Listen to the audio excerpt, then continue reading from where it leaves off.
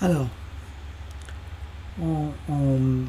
en plein air, surtout si on fait des nuages ou des paysages changeants, il faut jamais en fait faire ce qu'on a devant les yeux. Euh, il faut faire ce qu'on devrait avoir devant les yeux. C'est-à-dire qu'on invente toujours un petit peu. On part toujours d'une situation. Donc là, c'était un ciel nuageux, avec des coins de ciel bleu et puis des nuages qui passent, voire des nuages de pluie et d'orage. Ce qui fait qu'en plein air, d'ailleurs, on a toujours tendance un petit peu à lever les yeux pour voir la prochaine ondée, pour éviter. Et le truc, c'est de s'inspirer de ce qu'on voit, mais pas forcément de faire la même position des nuages, etc. Donc ça nous permet une grande latitude déjà. Et puis, très franchement, si vous essayez de suivre les nuages, ça vous poserait de gros problèmes en aquarelle. Donc là, j'ai commencé par faire un fond, un petit peu multicolore, mais avec des couleurs qui pouvaient être ça. Des coins un petit peu plus bleus, des coins un petit peu plus... Parce que c'était l'après-midi. Pardon. Et donc, ça commençait à avoir une lumière un petit peu dorée. Et le tout était assez liquide. Et comme c'était assez liquide, ça tombe un petit peu, vous le voyez. Et ça permet des fois de faire des ciels de pluie et des choses comme ça. Et ça permet bien de faire les ciels. Donc je suis liquide, je commence avec un premier lavis assez léger. Et puis pendant qu'il sèche, mais tant qu'il n'a pas séché, je reviens avec des choses un petit peu plus compactes, des pigments un petit peu plus... Donc je commence avec quelque chose qui est de l'ordre du thé, des fois du thé au lait, et puis après je reviens avec ou bien de la crème, ou bien de... Alors, pas toujours du Nutella, parce que ce serait trop concentré, mais voilà, une densité assez compacte. Une crème un peu épaisse. Vous voyez là, ça sort du tube et il n'y a pas beaucoup d'eau. Et ce ciel-là exactement, je ne l'ai jamais eu devant les yeux. Ça vient entre ah tiens, ce nuage il est sympa, je vais m'en inspirer, mais je ne vais pas le dessiner. Parce que le temps que vous le dessiniez, le temps que vous cherchiez à le peindre, il a déjà changé.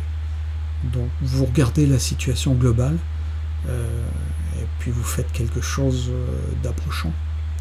Et puis, en fait, vous êtes censé être un artiste. Donc si vous voulez la forme exacte du nuage, vous prenez votre smartphone, vous faites une photo, ça va être très bien. L'artiste, forcément, il va interpréter. C'est un petit peu pour ça qu'il existe, parce que on ne fait pas concurrence à l'appareil photo, c'est pas notre but.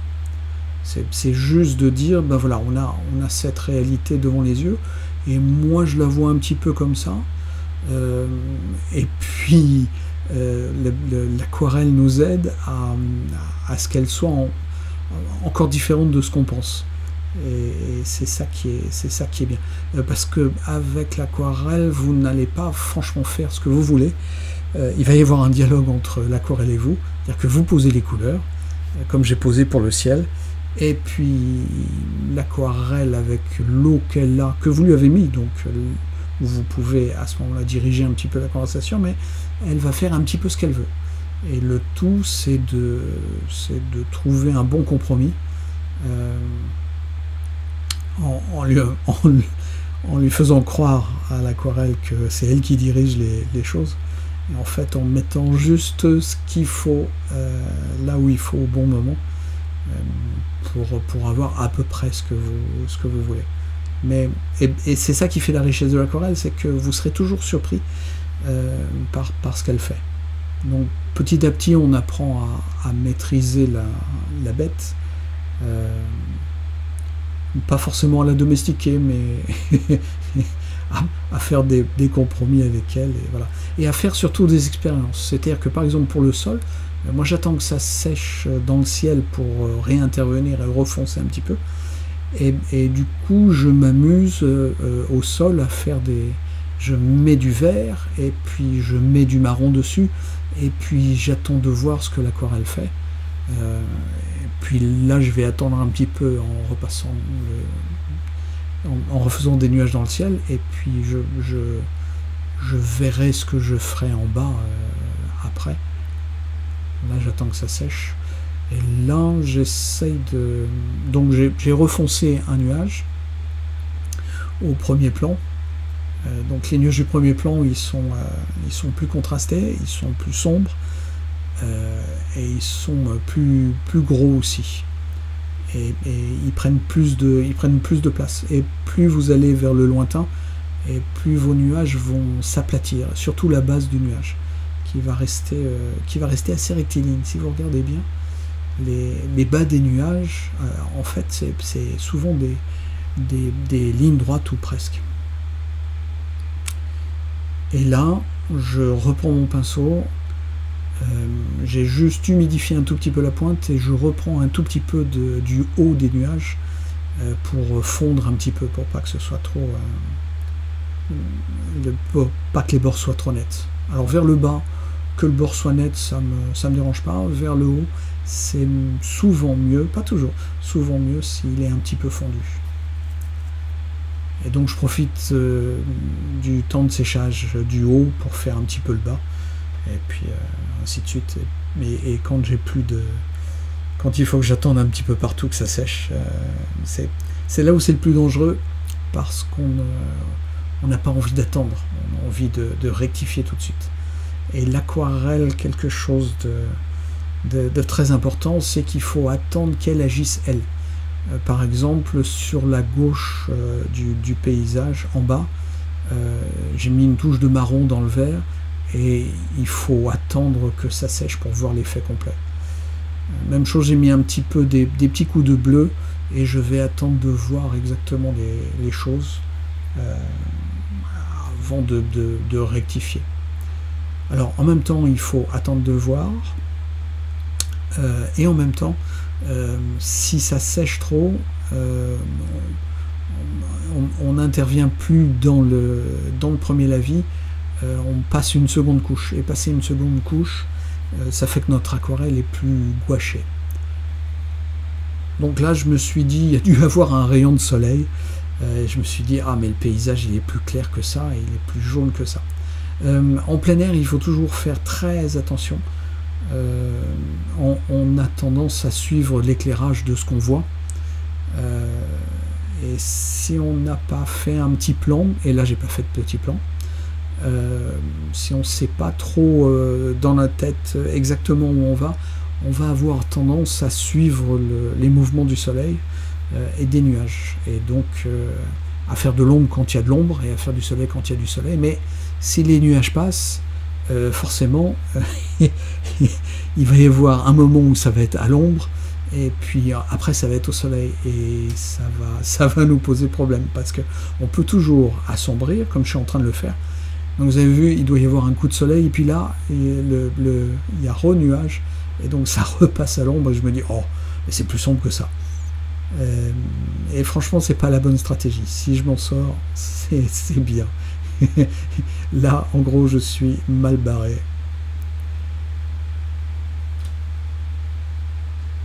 Et oui, du coup je suis obligé de tout foncer. Donc l'eau, je remets un petit coup de bleu pour faire l'eau. Bon, pour l'instant je devrais encore m'en sortir, mais c'est un petit peu dangereux.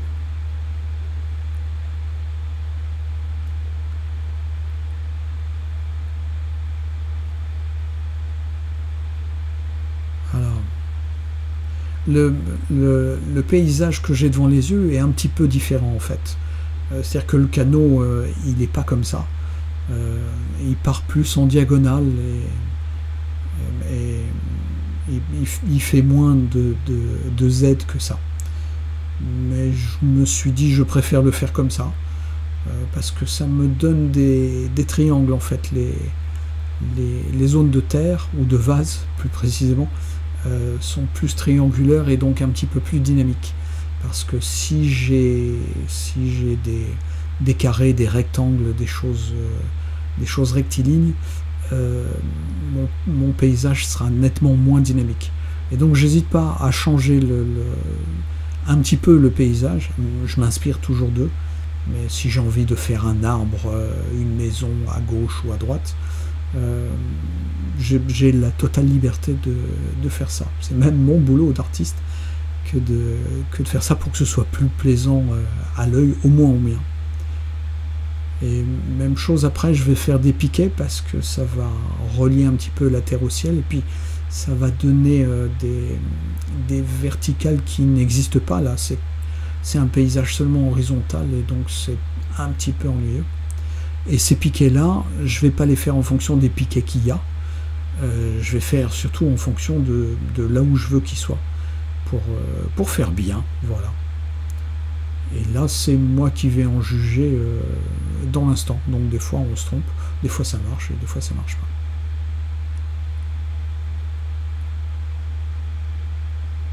Donc là, avoir mon coup de pinceau, je me dis, il y a des trucs qui vont pas. Et là, ce que je fais, c'est que je remets de l'eau. Je remets de l'eau. Pour l'instant, ça n'a pas l'air de jouer, mais petit à petit, on s'aperçoit qu'il y a des changements. Et petit à petit, l'eau, elle va entraîner la couleur. Ça va descendre un petit peu et ça va changer la donne. Vous voyez, on commence à le voir un petit peu au centre de l'image. Et donc là, c'est la phase où il faut se reculer et puis voir un petit peu ce qui reste à faire, et ne pas donner de coup de pinceau parce qu'on a envie de donner un coup de pinceau. Savoir exactement toujours où donner son coup de pinceau. Et pour ça, ne pas hésiter à reculer d'un pas, et puis à se poser la question où est-ce que c'est vraiment indispensable. Et tant que vous n'êtes pas absolument certain de savoir où c'est indispensable, vous ne passez pas de coup de pinceau. Vous n'êtes pas payé au coup de pinceau. Donc voilà. Des fois, vous n'êtes pas payé du tout d'ailleurs, mais bon, c'est encore autre chose. Donc là, je fais la ligne d'horizon qui est une ligne de côte. C'est l'autre côté du bassin, c'est pas tout à fait le fond du bassin. Donc c'est plus loin, et il y a des arbres, il y a quelques petites maisons. Et je fais d'un côté un petit peu plus bleu pour dire c'est un petit peu plus loin, et de l'autre côté un petit peu plus vert. Voilà. Même chose, c'est pas tout à fait la même couleur en vrai, mais toujours j'interprète. Et là, alors vous avez vu qu'au centre, ça a quand même bien changé par rapport à un petit peu avant. L'eau, elle a travaillé, et ça fait qu'il y a des choses qui se sont passées. Alors moi j'aime bien les choses qui sont juste devant, juste avant l'eau. C'est des effets que je recherche, et pour ça il faut remettre la bonne dose d'eau dans la bonne dose de couleur. C'est jamais facile, surtout en extérieur, parce qu'en extérieur le degré d'hygrométrie change, le temps de séchage change selon le vent, la température, le soleil, la pluie, etc. L'hygrométrie. Donc là, j'ai sûrement reculé d'un pas en me demandant ce qu'il y avait encore à faire. Et à mon avis, je vais faire les piquets. Parce que si je fais autre chose, ça risque d'être trop. Et ça, l'aquarelle, c'est le danger suprême. On se dit, ah, je vais peaufiner, parce qu'on a toujours envie de remettre un coup de pinceau pour rectifier. On n'est jamais vraiment tout à fait satisfait. Mais si on fait ça, il faut, à un moment donné, il faut lâcher prise. C'est comme le yoga, la méditation, les choses comme ça. C'est comme la vie surtout. À un moment donné, voilà. c'est fait, et si on revient dessus, ça va me faire qu'empirer les choses. Donc vous avez vu, j'ai pris un petit pinceau, c'est un petit pinceau chinois, pour faire les poteaux. Alors j'essaye de les faire en un geste, et j'essaye d'avoir un pinceau un petit peu sec. Ça donne un trait un petit peu grenu parfois, et ça m'aide à faire les aspérités et les traits de lumière qui peut y avoir, donc un bout de texture du bois. Et vous avez vu que sur celui qui était à gauche, j'ai dû m'y reprendre plusieurs fois parce que ça n'avait pas pris. On peut le faire dans la foulée, faut faire attention à ne pas trop dépasser, parce qu'on peut avoir deux lignes différentes, et là on est mal barré pour faire un seul poteau avec deux lignes différentes. Là je fais des petits schtroumpfs pour dire il y a peut-être un petit peu de végétation et des choses comme ça. Et à mon avis c'est la fin, faut s'arrêter là maintenant. Non mais allez, circuez, vous pouvez pas rester là. Et donc là je retire le cadre. Et ouais, si je peux, je vous reprendrai la photo. On n'aura pas les mêmes nuages, mais de toute façon on n'a jamais eu les mêmes nuages, parce que c'est un petit peu le même paysage, mais pas franchement. C'est une interprétation. Et voilà.